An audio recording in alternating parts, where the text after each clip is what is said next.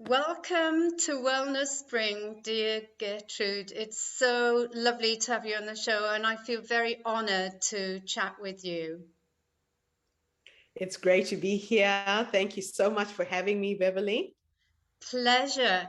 Dear friends, my guest today is an amazing lady. Her name is Getrude Matshe, whom I had the honor to speak alongside on International Women's Day for a Silver Sirens event, Empowered Women, Empowered Women. And to be honest, I was blown away by her passion, enthusiasm, and zest for life. So I think we're all in for a very big treat today. So Gertrude is a truly inspirational public speaker and three-time TEDx speaker. She's passionate about helping people achieve their full potential and also to find their individual life purpose. Gertrude has written several books and is now a book writing coach. She is the founder and global creator of Her Story Circle, which I actually heard her talk live this morning on Facebook, which was a real treat. And these are only a few of the things that she is doing, plus she's a busy mother of three.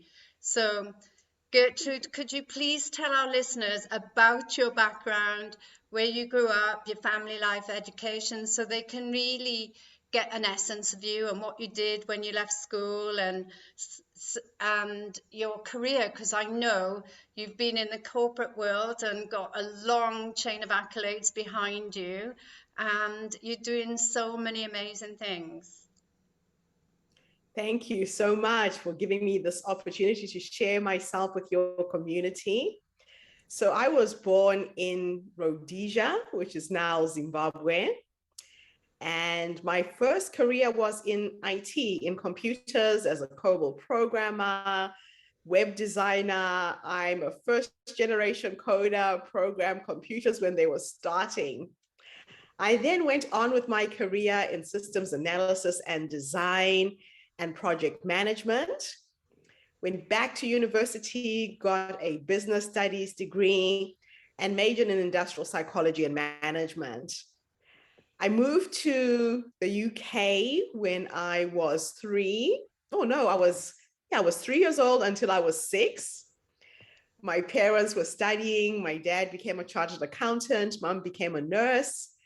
Then we came back to Rhodesia, grew up there. When I was 19, I decided to go back to the UK again to study. That didn't work out very well. And I got a job acting in a musical production about Nelson Mandela in Norway. So I took off and lived in Norway for a while as a dancer, as an actress, and then went back to Zimbabwe, got married, and have 3 amazing children who are now 33, 31, and 25 this year. I moved to New Zealand in 2001 and have been in New Zealand for the last 21 years, and just recently came to Melbourne last year in June to be with my daughter, who was about to have her first baby and got stuck in Melbourne for the last 8 months because of COVID, and have absolutely loved everything that has happened since I got here. Oh, fantastic. Wow. As you can see, listeners, her life is so colorful, and I think that's courageous. And, you know, what about your parents? Did they move to UK for work, or you mentioned your dad became a chartered accountant? Did you have other siblings, or how was your life growing up, going from different countries? So I come from a family of 5. I'm the second girl. I have an older sister. I had 3 little brothers. Unfortunately, my youngest brother died. So we're now just the 4 of us, and we're scattered around the world. I have a brother in Canada, one brother in Zimbabwe, my sister's in Sydney, and I'm kind of between Melbourne and Wellington, New Zealand at the moment. Oh, fantastic. I've got family in New Zealand as well, in Christchurch. And I've also had a brother and sister died before I was born, and I've also lost a brother this before the pandemic, you know. Anyway, it's about you today, and you know, life is about experiences, and we all know we're going to die, and it's very sad to lose our physical body, but I believe that when we die, it's only our physical body, and then our life or soul or spirit continues. So I know he's with me, and all the nieces and nephews and cousins that I've lost as well, and my parents. So yeah, we've been through a challenging time with the COVID. For some, there's been a lot of loss on many levels. And, you know, some people have lost family and friends, some people have lost their work and the way they knew it. But for me, I think it's also a wonderful opportunity for people to stand in their power, and instead of doing what their family wanted them to do or their spouses wanted them to do, they can choose their own career. What are your thoughts on that? It is an interesting time. It's interesting because you're right. We are almost being forced to make choices in terms of what we want with our lives. And those people who are going ahead and reinventing their lives, really harnessing this opportunity to do something different. It's going to be interesting to see where we are a few years from now with all of these changes and all of these upheavals. But I think it's an exciting time too. Very, very exciting in the sense that you can create anything you want right now. The world is shrinking in terms of everything that is happening. We have more choices. People are working from home more. So there's an opportunity to reinvent yourself, definitely. Yeah, and I think that's good because it connects family with each family member in many cases with the homeschooling, or even husband and wife, because a lot of people are working long hours and they could be traveling. And just to have that global community, I think it's opened us up, you know, to people from all around the world. And this is amazing. Like you said, it's shrinking, and there are opportunities there. And because you've done so many businesses, and I know you're a volunteer and also support loads of organizations, what would be your tip? Because you are used to changes, what would be your tip for someone who's starting out on a new career? Oh, wow. I would say just be open to all possibilities. You know, when you step out in life without too much expectation of what to expect when you're going into a new field, a new business, a new environment, just being open to all possibilities, I think has been my biggest strength. I go in with not too much expectation and an eagerness to learn something new, because I think with every new experience, there is something there for us. So that would be my words of advice. Go in with an open mind and an open heart, and be prepared to learn something you didn't know before. Fantastic. And because you mentioned about acting, which was completely different from IT and the analytical mind, I read that you were in an actress in the movie Cry Freedom with Denzel Washington in 1987. He's just such a funny guy, and I'd like you maybe to say your experience. I know sometimes you don't see the main actors or get to connect with them, but tell us about that and life as an actor. That was an amazing, amazing experience. You can imagine as a young 19-year-old getting involved in a movie where Sir Richard Attenborough is the director, Denzel Washington is the main actor. It changed my life. I met him at a time when he wasn't famous yet, and he was so down to earth. He would talk to me every day, and it was a really fascinating experience. And what has happened since is I continued in my involvement in film, when I moved to New Zealand, Peter Jackson was filming Lord of the Rings. So although I've had this very strong IT background and business background, I always go back to my intuitive gift, which is the acting and the dancing and the singing. And I got involved in the making of King Kong with Peter Jackson. Wow. And then when James Cameron came to New Zealand to film Avatar, I got involved in that as well. I actually created a casting agency that supplied all the ethnic extras for both films.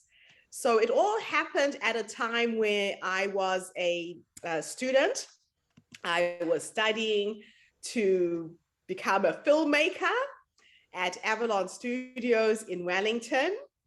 And I met somebody from Peter Jackson's team who was recruiting all the ethnic extras that they needed for King Kong. And so I thought, let me create a commercial and pretend that I had an existing casting agency. And if you allow me to share my screen, I'll show you the commercial that got me the contract to supply all the ethnic extras for both of these films. And it was absolutely life-changing because I've learned to really use my point of difference to get opportunities in life. You know, diversity and inclusion is my specialty. And I have maximized on my uniqueness, especially in this part of the world. So I'll show you quickly this short little video that I created while I was in film school. Wow. And this got me the contract to supply all the extras for King Kong and Avatar.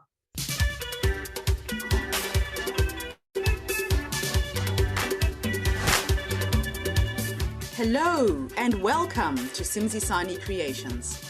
Simzisani is a culturally unique talent agency focusing primarily on Black African faces and personalities for the film and advertising industry.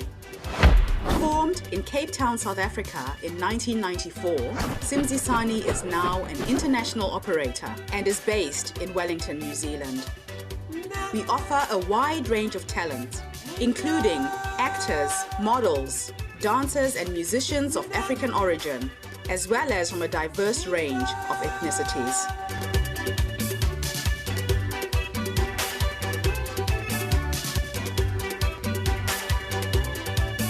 We can cater for all your on-screen talent needs.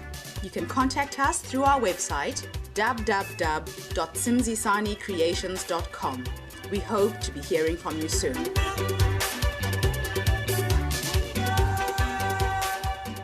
And what was fascinating about producing this video is I was supposed to have 6 dancers to come in and dance for me. Only 2 showed up. So if you look very carefully, I'm the last dancer in the dance troupe as well. So I had to change out of my corporate clothes, wear the dancing clothes, and then edit it and put it all together. I hired a marketing company that designed the most exquisite box. It was gold, where I burnt the CD for the ad.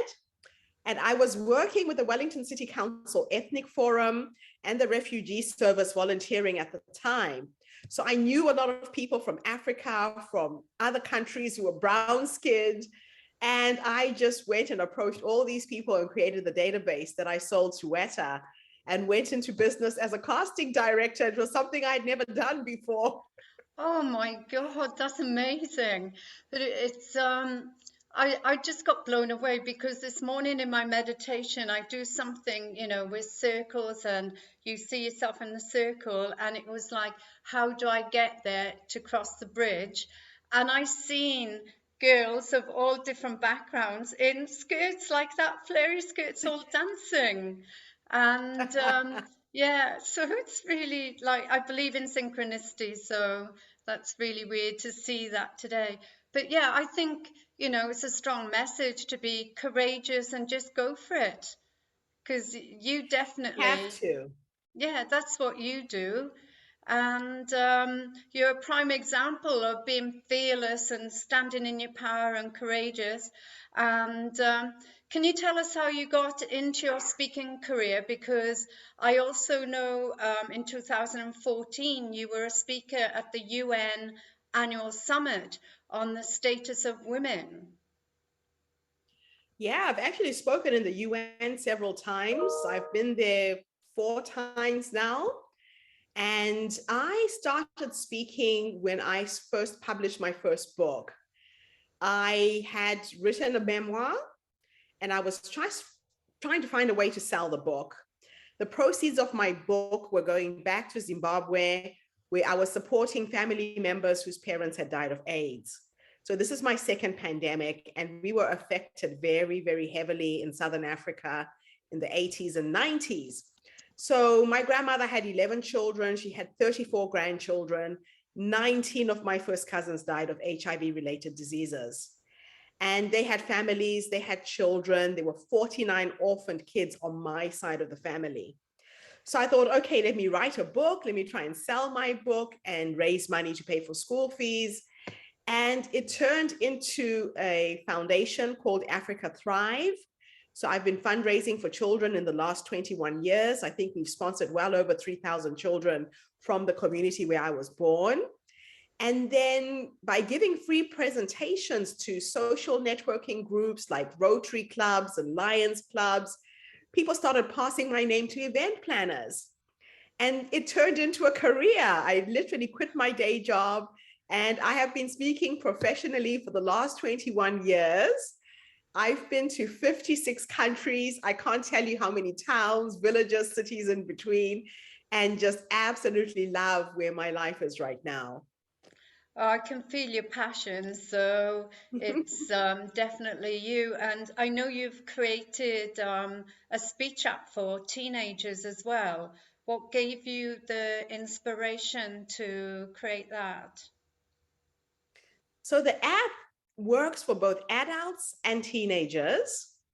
The idea came from me sitting under a mango tree back home in Zimbabwe with a group of cousins who I was helping to design tribal necklaces and taking them to New Zealand and helping sell, in the global marketplace. And then I thought, everybody in Africa has a cell phone, but people don't have access to the internet. They don't have access to banking systems. In Zimbabwe, we don't have ATM machines. We don't have banks in the rural parts of the country. There's no electricity. There's nothing there. But every single person has a cell phone. So I started getting my cousins to take a picture of the necklace that they designed. They would send me the necklace through WhatsApp. I would put it on my website and expose it to all my friends globally. And normally you would be paid maybe $2, $3 in Africa for a necklace like this. But on my website, people are bidding for the piece. So there's many eyes looking at the same piece. By the end of the month, that silent auction could give that woman $200 because I share the story of the woman. I share who she is. Is she widowed? Is she divorced? How is she looking after herself? How many children does she have? And other women are just supporting to help that woman survive. So that's where the development of the app came from. Then I took it a step further and thought, if I can help these women articulate who they are, so they can share their stories. So my platform is called Her Story. I coach women in third world countries and in first world countries to articulate their messages, who they are as thought leaders, what help they're needing in their business, what inspiration they want to bring to the world. So the app is going to be an app where when you download the app, you're paired up with an accountability partner. So someone you can practice your speech with. You get access to my video coaching program. So you're drip fed lessons every week that you have to do. You get exposure to videos of really inspiring talks so you can model off them. I've got a blog where I share all kinds of public speaking tips, how to get over stage fright, to build your self-confidence, things like that. And then when I was sharing what this app was about, a man came up to me and said to me, Getrude, I have 2 teenage daughters and they're in a private school. A lot of the girls lack self-confidence. Do you have a teenage version of the app? So now I'm developing a teenage program for kids. And it's just exciting that you start with one idea and then it just takes on a life of its own. But the women that I'm coaching will get paid through their phones. So we're using telephone technology to transmit the money back onto that person's phone. In Africa, you can use your phone as a wallet. You can go into a supermarket, you can buy your groceries, you can pay for your children's school fees, electricity and water. Everything is done transacting using the phone. So that's the app that I'm now developing. I'm looking for angel investors. We're trying to raise the first $1 million for us to build the app and scale globally.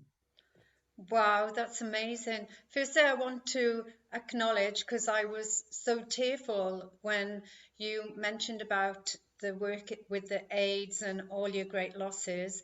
And I just think it's amazing that, you know, children are our future. And I'm really grateful that you started all this work with children and giving them hope and putting them in their power, and for women in general, because for many years globally, women have been seen and not heard, and, you know, through disempowering beliefs, you know, women don't have a voice. So it's wonderful that you are giving opportunity for women globally, no matter what their background, to stand in their power. And to, I used to run networking events and teaching people how to public speak. So I think it's wonderful, because some people could talk in a conference room and feel happy because they're with their staff and comfortable, yet they couldn't stand up in a wedding or make social chit chats. So I think what you're doing is absolutely amazing. I think when you drip feed people, then it's more likely that they will retain that knowledge and they can build their confidence up slowly. And can you tell us more about your books and your coaching? Because I know you're also a wonderful poet and a storyteller. You've got so many beautiful creation burning away. So I believe when a woman knows how to speak, it impacts everything. She becomes the role model for her children. It impacts her workplace, her having the confidence to stand up in a meeting and share her ideas. It impacts her relationship with the man she's with, where she's assertive and she knows how to ask for what she wants. And I also believe that the world's children are our children. So as I've traveled around the world, it hasn't just been about African children. In every country I've gone to, I look for marginalized women and children, and I contribute in small ways to get women out of poverty. Because if you can empower a woman, you're impacting on her family, her community. The ripple effect is massive. I coach people to write a book. So I have a process called How to Write a Book in 40 Hours. I have done this for myself several times and written 8 books, because you don't have to sit down and think and type. So it's a process where you record yourself telling the stories, we transcribe the audio, we bring in our editors and our ghostwriters, and we can get a book to market in 40 hours. It's an exciting process. It helps people not hold back in sharing who they are and sharing their stories as well. And then, of course, the coaching to help you speak and get on TED. Wow, I had goosebumps when you were saying all that, you know, it's especially about empowering women. And I think it's wonderful that you've been to 56 countries and, you know, spread, like you say, the ripple effect, like throwing a stone in a pond, all your love and all the women just being in your presence that you've empowered and continue to do so. So on that note, what is next for you?